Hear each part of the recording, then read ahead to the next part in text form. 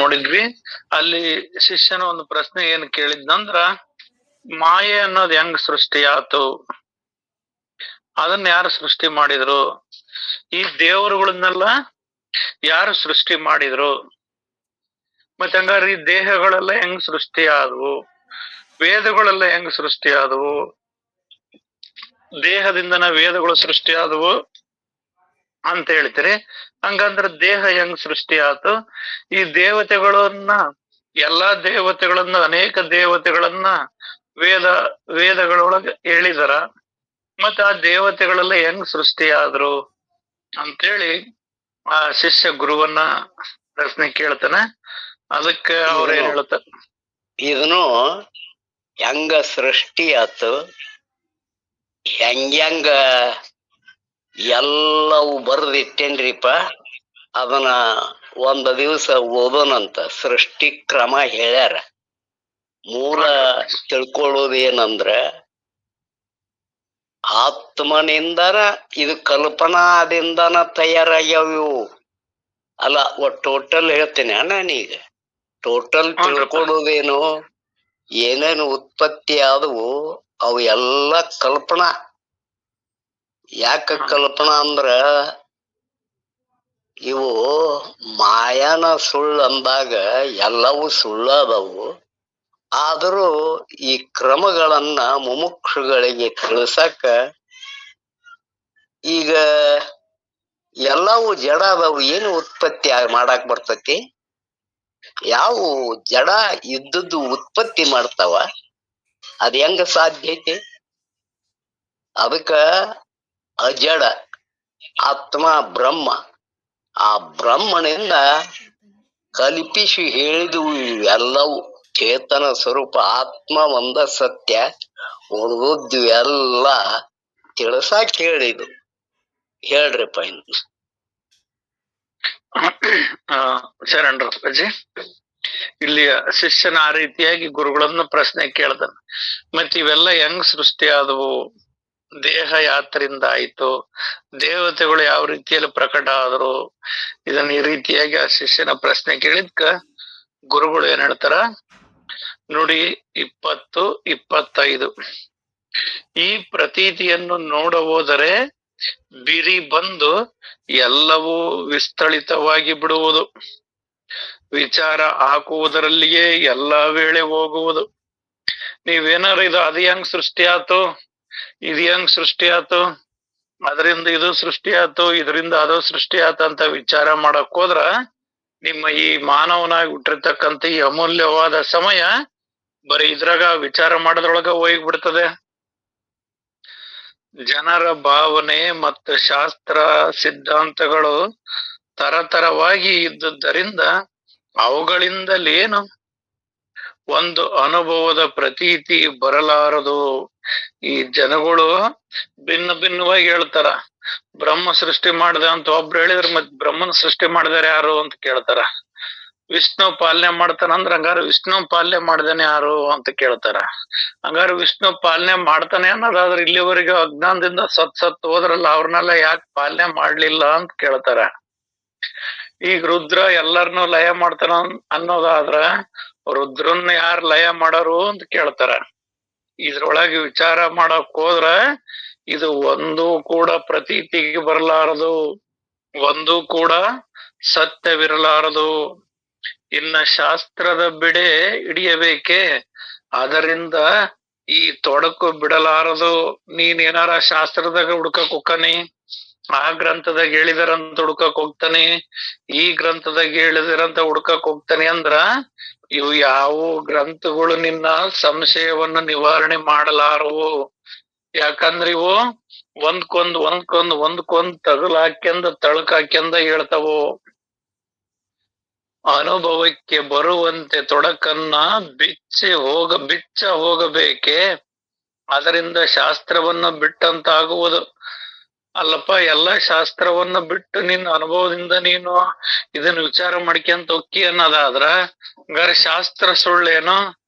ಇಲ್ಲಿವರೆಗೂ ಬರೆದಿರೋದು, ಹೇಳಿರೋದು, ಮಾಡಿರೋರು ಅವೆಲ್ಲ ಸುಳ್ಳೇನು ಅನ್ನೋ ಪ್ರಶ್ನೆ ಬರ್ತದ. ಆದ್ದರಿಂದ ಶಾಸ್ತ್ರವನ್ನು ಬಿಟ್ಟಂತಾಗುವುದು. ಅದಕ್ಕಾಗಿ ನಾವು ಪೂರ್ವ ಪಕ್ಷವನ್ನೇ ತ್ಯಜಿಸಿ ಸಿದ್ಧಾಂತ ಗ್ರಹಿಸುವ ರೀತಿಯಲ್ಲಿ ಬಹಳ ಯುಕ್ತಿಯಿಂದ ಶಾಸ್ತ್ರ ರಕ್ಷಿಸಿ ಅನುಭವ ತಂದಿದ್ದೇವೆ. ಇಲ್ಲಿ ಗ್ರಂಥಕಾರರು ಏನ್ ಹೇಳ್ತಾರ, ನೀವು ಪೂರ್ವ ಪಕ್ಷದೊಳಗ್ ನೀವು ಹೇಳ್ಕೊಂತ ಓದಿರಿ, ಇದ್ರಾಗ ಹುಡುಕ್ಯಂತ ಓದಿರಿ ಅಂದ್ರ ಅದು ಬರೀ ಗೊಂದಲಕ್ಕ ಆಗ್ತದೆ. ಆದ್ರಿಂದ ನಾವಿಲ್ಲಿ ಅನುಭವದಿಂದ ನಾವು ಏನ್ ಹೇಳ್ತೇವಂದ್ರ, ಪೂರ್ವ ಪಕ್ಷವನ್ನ ಸ್ವಲ್ಪ ತ್ಯಜಿಸಿ ಸಿದ್ಧಾಂತ ಏನ್ ಹೇಳ್ತದ, ಆತ್ಮನೇ ಪರಮಾತ್ಮ ಅಂತ ಹೇಳ್ತದ. ಆ ಒಂದೇ ವಾಕ್ಯದೊಳಗ ಅದ ಆತ್ಮನೇ ಪರಮಾತ್ಮ ಅಂತ ಹೇಳ್ತದೆ, ಮಾನವನೇ ಪರಮಾತ್ಮ ಅಂತ ಹೇಳ್ತದೆ. ಆ ವಿಚಾರದಿಂದ ಹೇಳ್ತವಿ.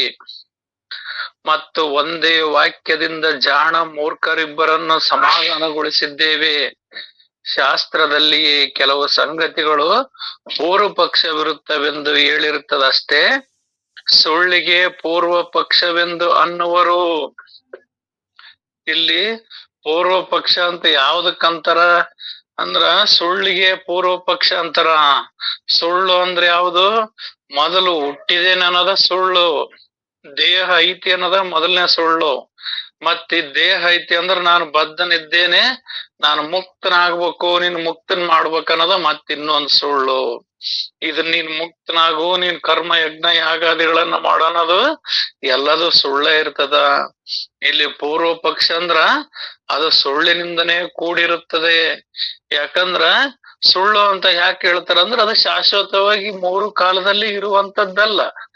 ಒಮ್ಮೆ ತೋರ್ತದ, ಒಮ್ಮೆ ಅಡಗ್ತದ, ಒಮ್ಮೆ ಉಡ್ತದೆ, ಒಮ್ಮೆ ಸಾಯ್ತಿದ್ದೆ. ಅದು ಯಾವ್ದು ಲಕ್ಷಣ? ಕೇವಲ ದೇಹವೇ ನಾನೆಂಬ ಸಂಕಲ್ಪದಿಂದ, ದೇಹವೇ ನಾನೆಂಬ ಭಾವದಿಂದ ಅವೆಲ್ಲಾ ಕಾರ್ಯಗಳು ನಡೀತವು. ಈ ಸಂಗತಿಗಳು ಏನ್ ನಡೀತವಲ್ಲ, ಇವೆಲ್ಲವುಗಳಿಗೆ ಹುಟ್ಟು, ಸಾವು, ಬಂಧ, ಮೋಕ್ಷ, ಸುಖ, ದುಃಖ, ಕರ್ಮ, ಯಜ್ಞ ಯಾಗಾದಿಗಳು ಎಲ್ಲವೂ ಕೂಡ ಪೂರ್ವ ಪಕ್ಷವೆಂದೇ ಅನ್ನುವರು. ಅಂದ ಮೇಲೆ ನಾವು ಏನನ್ನಾದರೂ ನಿರಾಕರಿಸಿದ್ದರೆ ನಮ್ಮ ಮೇಲೆ ಶಬ್ದವಿಲ್ಲ. ಅಷ್ಟಾಗಿಯೂ ಶಾಸ್ತ್ರವನ್ನ ರಕ್ಷಿಸಿಯೇ ಚಮತ್ಕಾರವಾಗಿ ಹೇಳುವೆವು. ಶ್ರೋತೃಗಳು ಪ್ರೇಮದಿಂದ ಅದರ ಗ್ರಹಣ ಮಾಡತಕ್ಕದ್ದು. ಅವ್ರ ಗ್ರಂಥಕರ್ತರು ಹೇಳ್ತಾರ, ನಾವ್ ಯಾವ್ದೋ ನಿರ್ಲಕ್ಷ್ಯ ಮಾಡೋದಿಲ್ಲ, ಆದ್ರ ಅದನ್ನೆಲ್ಲದನ್ನು ಪೂರ್ವ ಪಕ್ಷ ಅಂತ ಹೇಳ್ತವಿ. ಪೂರ್ವ ಪಕ್ಷ ಅಂದ್ರ ಅದು ಸುಳ್ಳಿನಿಂದ ಕೂಡಿದ್ದು ಅಂತ. ಸುಳ್ಳಿನಿಂದ ಕೂಡಿದ್ದಂದ್ರ ಮೂರು ಕಾಲದೊಳಗೂ ಕೂಡ ಇರಲಾರದಂಥದ್ದು. ಆದ್ದರಿಂದ ಅದು ಪೂರ್ಣವಲ್ಲ, ಅದು ಸತ್ಯವೂ ಅಲ್ಲ. ಇಲ್ಲಿ ನಾವು ಅದು ಹೆಂಗಾಯ್ತು, ಇದು ಹೆಂಗಾಯ್ತು, ಅದು ಸೃಷ್ಟಿ ಆಯ್ತು, ಇದು ಸೃಷ್ಟಿ ಆಯ್ತು ಅನ್ನೋದು ಇವೆಲ್ಲವೂ ಕೂಡ ಪೂರ್ವ ಪಕ್ಷದ ವಿಚಾರಗಳೇ. ಯಾಕಂದ್ರೆ ಅದರೊಳಗೆ ಸೃಷ್ಟಿ, ಸ್ಥಿತಿ, ಲಯ, ಬದ್ಧ, ಮುಕ್ತ, ಬಂಧನ, ಸುಖ, ದುಃಖ ಎಲ್ಲವೂ ಕೂಡ ಪೂರ್ವ ಪಕ್ಷದಾಗ ಬರ್ತಾವು. ಆ ಪರಿಪೂರ್ಣದೊಳಗ ಇರುವುದು ಒಂದೇ, ನೀನು ಪರಬ್ರಹ್ಮ ಸ್ವರೂಪನೇ ಇದ್ದೀ ಅಂತ ಹೇಳ್ತದೆ ಅನ್ನೋ ವಿಚಾರವನ್ನ ಈ ಅಧ್ಯಾಯದ ಇಲ್ಲಿವರೆಗೆ ತಿಳಿಸ್ತಾರ. ಇತಿ ಶ್ರೀ ದಾಸಬೋಧೆ ಗುರು ಶಿಷ್ಯ ಸಂವಾದೆ ದಶಮ ದಶಕೆ ಅಶಾಂಕ ನಿರೂಪಣಾ ನಾಮ ದ್ವಿತೀಯ ಸಮಾಸ ಅಧ್ಯಾಯ ಇಲ್ಲಿಗೆ ಮುಕ್ತಾಯ ಐತ್ರಪಜಿ. ಇನ್ನು ಮುಂದಿನ ಅಧ್ಯಾಯ ದಶಕ 10 ಸಮಾಸ 3 ದೇಹ ಅಶಾಂಕ ಶೋಧನೆ. ನುಡಿ 21 ಶ್ರೀ ಗುರುಭ್ಯೋ ನಮಃ. ನುಡಿ 1:11 ನಿರುಪಾಧಿಕ ಆಕಾಶವೇ ಭಾಸರಹಿತ ಬ್ರಹ್ಮವು. ಇಲ್ಲಿ ನಿರುಪಾಧಿಕ ಆಕಾಶ, ಉಪಾಧಿ ರಹಿತವಾಗಿರ್ತಕ್ಕಂಥದ್ದು ಏನ್ ಆಕಾಶ ಐತಲ್ಲ, ಆ ಭಾಸರಹಿತವಾದದ್ದೇ ನಿರುಪಾಧಿಕ ಆಕಾಶವೇ. ನಿರುಪಾಧಿಕ ಆಕಾಶವೇ ಭಾಸರಹಿತ ಬ್ರಹ್ಮವು. ಅಂದ್ರ ಇಲ್ಲಿ ಉಪಾಧಿ ಇಲ್ಲದೆ ಇರ್ತಕ್ಕಂಥದ್ದು ಮತ್ತ ಭಾಸರಹಿತವಾಗಿರ್ತಕ್ಕಂಥದ್ದು ಯಾವ್ದೈತಲ್ಲ ಅದೇ ಬ್ರಹ್ಮ. ಇಲ್ಲಿ ಆಕಾಶಕ್ಕ ಬ್ರಹ್ಮ ಅಂತ ಯಾಕೆ ಕರೀತಾರ ಅಂದ್ರ, ಅಲ್ಲಿ ಆ ಉಪಾಧಿಯನ್ನು ಮತ್ತು ಭಾಸವನ್ನ ಎರಡು ತೆಗೆದಾಕಿದ್ರ ಆ ಆಕಾಶವೇ ಬ್ರಹ್ಮ ಆಗ್ತದ. ನಿರುಪಾಧಿಕ ಆಕಾಶವೇ ಭಾಸರಹಿತ ಬ್ರಹ್ಮವು. ಆ ನಿರಾಭಾಸದಲ್ಲಿ ಮೂಲ ಮಾಯೆ ಜನಿಸಿತು. ಆ ನಿರಾಭಾಸದಲ್ಲಿ ಆ ಭಾಸ ಇಲ್ಲದೆ ಇರತಕ್ಕಂಥದ್ರಲ್ಲಿ ಆ ನಿರಾಭಾಸದಲ್ಲಿ ಮೂಲ ಮಾಯೆ ಜನಿಸಿತು. ಮೂಲ ಮಾಯೆಯನ್ನು ಪರೀಕ್ಷಿಸಲು ಅದು ವಾಯು ರೂಪವೇ ಆಗಿದ್ದು, ಆ ವಾಯುವಿನಲ್ಲಿ ಪಂಚಭೂತ ಮತ್ತು ತ್ರಿಗುಣಗಳು ಕೂಡಿರುತ್ತವೆ. ಇಲ್ಲಿ ಮೊದಲ ಆಕಾಶ ಅಂತ ಹೇಳಿದ್ರು. ಆಕಾಶ ಉದಾಹರಣೆ ಕೊಟ್ಕಂತ ಬ್ರಹ್ಮ ಹೆಂಗೈತಿ ಅಂದ್ರ ಗಗನ ಸದೃಶಂ ಅಂತ ಹೇಳ್ತಾರೆ ಎಲ್ಲದ್ರೊಳಗ. ಇಲ್ಲಿ ಕೂಡ ಆಕಾಶ ಅಂತೇಳಿ ಮತ್ತ ಆಕಾಶದೊಳಗ ಆ ಭಾಸವನ್ನ ತೆಗೆದಾಕಿದ್ರ ಅಲ್ಲಿ ಏನು ಉಳಿತತ್ತಲ್ಲ ಅದೇ ಪರಬ್ರಹ್ಮ. ಮತ್ತೆ ಆ ಪರಬ್ರಹ್ಮದಲ್ಲಿ ಮೂಲ ಮಾಯೆ ಜನಿಸಿತು. ಪರಬ್ರಹ್ಮದಲ್ಲಿ ಮೂಲ ಮಾಯೆ ಜನಿಸಿತು. ಮೂಲ ಮಾಯೆಯನ್ನೇ ಪರೀಕ್ಷಿಸಲು ಅದು ವಾಯು ರೂಪವೇ ಆಗಿತ್ತು. ಆ ಪರಬ್ರಹ್ಮದಲ್ಲಿ ಮೂಲ ಮಾಯೆ ಹುಟ್ಟಿತು. ಆ ಮೂಲ ಮಾಯೆ ಏನೈತಿ, ಅದು ಹೆಂಗೈತಿ, ಅದ್ರ ಲಕ್ಷಣಗಳು ಏನು ಅಂತ ನಾವು ನೋಡಕ್ ಹೋದ್ರ ಆ ಮಾಯೆ ಅನ್ನೋದು ವಾಯು ರೂಪವೇ ಆಗಿದ್ದು. ಇನ್ನ ವಾಯುವಿನಲ್ಲಿ ಪಂಚಭೂತ ತ್ರಿಗುಣಗಳು ಕೂಡಿರುತ್ತವೆ. ಇಲ್ಲಿ ಆ ಮಾಯೆಯೊಳಗೆ ಏನೈತಿ ಅಂತ ವಿಚಾರ ಮಾಡಿ ನೋಡಿದ್ರು. ವಾಯು ಇತ್ತು, ಆ ವಾಯುವೊಳಗೆ ಏನೇನೈತಿ ಅಂತ ವಿಚಾರ ಮಾಡಿದ್ರ ಆ ಪಂಚಭೂತಗಳು ಮತ್ತು ತ್ರಿಗುಣಗಳು ಕೂಡಿದ್ವು. ಒಟ್ಟಿನಲ್ಲಿ ಆಕಾಶದಿಂದ ವಾಯು, ಆಕಾಶದಿಂದ ವಾಯುವಾಯಿತು. ಅದಕ್ಕೆ ವಾಯುದೇವನೆನ್ನುವರು. ವಾಯುದೇವನಿಂದ ಅಗ್ನಿಯಾಯಿತು, ಅವನೇ ಅಗ್ನಿದೇವನೆನ್ನುವರು. ಆ ಅಗ್ನಿಯಿಂದ ನೀರು ನಿರ್ಮಾಣವಾಯಿತು, ಅದೇ ನಾರಾಯಣ ಸ್ವರೂಪವು. ಆ ನೀರಿನಿಂದ ಪೃಥ್ವಿಯು ಸಿದ್ಧವಾಯಿತು, ಅದು ಬೀಜ ರೂಪವಾಗಿರುವುದು. ಇಲ್ಲಿ ಹೆಂಗ ಸೃಷ್ಟಿ ಆತಂತ ಇಲ್ಲಿ ಸೃಷ್ಟಿ ಕ್ರಮ ಒಂದೆಲ್ಲ ಹೇಳಿದ್ರಂದ್ರ ಇನ್ನೊಂದ್ಸರಿ ನಿಧಾನಕ್ಕೆ ಓದ್ತಾನೆ. ನಿರುಪಾಧಿಕ ಆಕಾಶವೇ ಭಾಸರಹಿತ ಬ್ರಹ್ಮವು. ಉಪಾಧಿರಹಿತವಾಗಿರ್ತಕ್ಕಂಥ ಆಕಾಶವೇ ಭಾಸ ಇಲ್ಲದೆ ಇರತಕ್ಕಂತ ಪರಬ್ರಹ್ಮ ಸ್ವರೂಪ. ಆ ಪರಬ್ರಹ್ಮದಲ್ಲಿ ಮೂಲ ಮಾಯೆ ಜನಿಸಿತು. ಆ ಮೂಲ ಮಾಯೆ ಏನಿದೆ ಅಂತೇಳಿ ವಿಚಾರ ಮಾಡಕ್ ಹೋದ್ರೆ ನೋಡಿದ್ರ ಅದು ವಾಯುವೇ ಆಗಿತ್ತು. ಮತ್ತೆ ವಾಯುವಿನೊಳಗೆ ಏನ್ ಅಂಶಗಳು ಅದಾವಂತ ನೋಡಿದ್ರ ಪಂಚಭೂತ ಅಂಶಗಳು ಕೂಡ ವಾಯುವಿನೊಳಗೆ ಇದ್ವು, ಮತ್ತ ತ್ರಿಗುಣಗಳು ಕೂಡ ವಾಯುವಿನಲ್ಲೇ ಇದ್ವು. ಒಟ್ಟಾರೆ ಇಲ್ಲಿ ಏನಾಯ್ತು, ಆಕಾಶದಿಂದ ವಾಯುವಾಯಿತು, ಆಕಾಶದಿಂದ ವಾಯುವಾಯಿತು. ಅದಕ್ಕೆ ವಾಯುದೇವನೆನ್ನುವರು. ಆ ವಾಯುವಿನಿಂದ ಅಗ್ನಿಯಾಗಿದ್ದಕ್ಕೆ ಅಗ್ನಿದೇವನೆನ್ನುವರು. ಇನ್ನ ಅಗ್ನಿಯಿಂದ ನೀರು ನಿರ್ಮಾಣವಾಯಿತು, ಅದೇ ನಾರಾಯಣ ಸ್ವರೂಪವು. ಆ ನೀರಿನಿಂದ ಪೃಥ್ವಿಯು ಸಿದ್ಧವಾಯಿತು, ಅದು ಬೀಜ ರೂಪವಾಗಿರುವುದು. ಒಳ್ಳೆಯದು. ಪೃಥ್ವಿಯ ಕಲ್ಲುಗಳಿದ್ದು ಅವುಗಳಿಂದ ಅನೇಕ ದೇವರುಗಳಾಗಿರುವರು.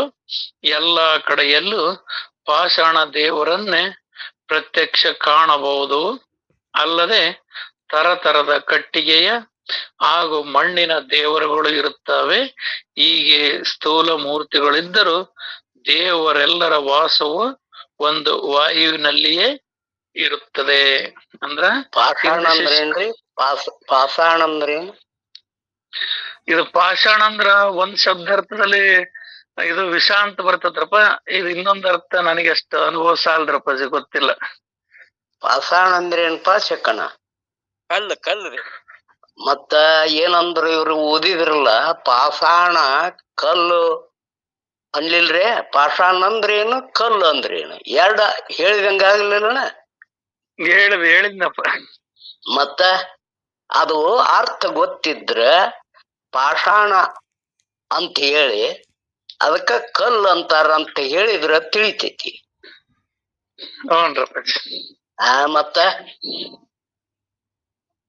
ಅದಕ್ಕ ಅರ್ಥಗಳು ಗೊತ್ತಾಗ್ಬೇಕು. ಇಲ್ಲ ಅಂದ್ರೆ ಕೇಳೋದ್ರಿಗೆ ಏನಾಗತ್ತ, ಪಾಷಾಣ ಬ್ಯಾರೆ ಕಲ್ಲು ಬ್ಯಾರೆ ಅನ್ಸುತ್ತ. ಆ ವ್ಯಾವಹಾರಿಕವಾಗಿ ಪಾಷಾಣ ಅಂದ್ರೆ ವಿಷ ಆಕ್ಕೈತಿ, ಅದರ ಅರ್ಥ ಹಂಗ್ ಕೊಡ್ತೈತಿ. ಅವಕ್ಕೆ 108 ಕೊಡ್ತಾವ್ ಬಿಡ್ರಿ ಅರ್ಥ. ಶಬ್ದ ಬಲ್ಲವ್ರಿಗೆ ಗೊತ್ತಾಕತಿ, ಅದು ಅರ್ಥ ಕಷ್ಟ. ಆದ್ರೆ ಇಲ್ಲಿ ಓದುವಾಗ ಮುಂದ ಕಲ್ಲು ಅಂತ ಬಳಸಿದ್ರು. ನೀವ ಬಳಸಿದ್ರು ಏನಾದ್ರಾಗ ಐತೆ? ಅದ್ರಾಗ ಐತ್ರಪ್ಪ, ಇದ್ರ ಗ್ರಂಥದೊಳಗ ಐತಿ. ಪಾಷಾಣ ಕಲ್ಲು ಅಂತ ಐತನ್ರಿ? ಇಲ್ಲಿಲ್ಲ, ಅದು ಮುಂದಿನ ಲೈನ್ಯಾಗ ಐತ್ರಪ್ಪ. ಅಲ್ಲ ನೀವು ಓದಿದಿರಲ್ಲ. ಹ ಒಂದ್ ನಿಮಿಷ ಅಪ್ಪಾಜಿ. ಫಸ್ಟ್ ಕಲ್ಲುಗಳು ಅಂತ ಐತ್ರಪ್ಪ, ಆಮೇಲೆ ಕಡೆಯಲ್ಲಿಯೂ ಪಾಷಾಣ ದೇವರನ್ನು ನೋಡ್ರಿ ಕಾಣಬಹುದು. ನೋಡ್ರಿ, ಅವ್ರು ಹೇಳೇ ಬಿಟ್ಟಾರ. ಅವರು ಹೇಳ್ಯಾರ, ನಿಮಗ್ ತಿಳಿದಿಲ್ಲ. ನೋಡ್ರಪ್ಪ, ಮತ್ತ ಅದನ್ನ ಬಿಡಿಸಿ ಹೇಳಬೇಕು ಕೇಳುಗರಿಗೆ. ಇಲ್ಲಿ ಕಲ್ಲು ಅಂತ ಅರ್ಥ. ಕಲ್ಲಂತ ಅರ್ಥ ಮಾಡ್ಕೋಬೇಕು. ಅವ್ರು ಹೇಳೇ ಬಿಟ್ರಲ್ಲ, ಪಾಷಾಣ ಅಂತ ಅರ್ಥ ಮಾಡ್ಕೊಳ್ಳುವಂಗ ಹೇಳಿಬಿಟ್ರ. ಕಲ್ಲಂತ ತಿಳ್ಕೊಳಕ ಬರ್ತೈತಲ್ಲ, ಹೇಳೇ ಬಿಟ್ಟಾರ ಅವ್ರು. ಅದಕ್ಕ ಓದುಗರು ಜಾಣರಾಗಬೇಕು. ಕನ್ಫ್ಯೂಸ್ ಅಕ್ಕವು ಏನು ಶಬ್ದಾರ್ಥ ಕೇಳುಗರಿಗೆ ಅರ್ಥ ಆಗುದಿಲ್ಲ. ಅದನ್ನ ಅಲ್ಲೇ ಹೇಳುವಾಗ ಪಾಷಾಣ ಅಂದ್ರೆ ಕಲ್ಲಂತ ಅದರ ಅರ್ಥ ಹೇಳಿ ಮುಂದ ಕಲ್ಲನ್ನ ಪೂಜೆ ಮಾಡಕತ್ತಿದ್ರು ಅಂತ ಹೇಳಕ್ ಅಡ್ಡಿಲ್ಲ. ಗೊತ್ತಿಲ್ಲ ಹಿಂಗಾಕೈತ್ರಿ. ಅರ್ಥ ಸ್ಪಷ್ಟ ಗೊತ್ತಿತ್ತಂದ್ರ ನಮ್ಗ ಬಿಡಿಸಿ ಹೇಳಕ್ ಬರ್ತೈತಿ. ಹ್ಞೂನ್ರಿಪ್ಪ.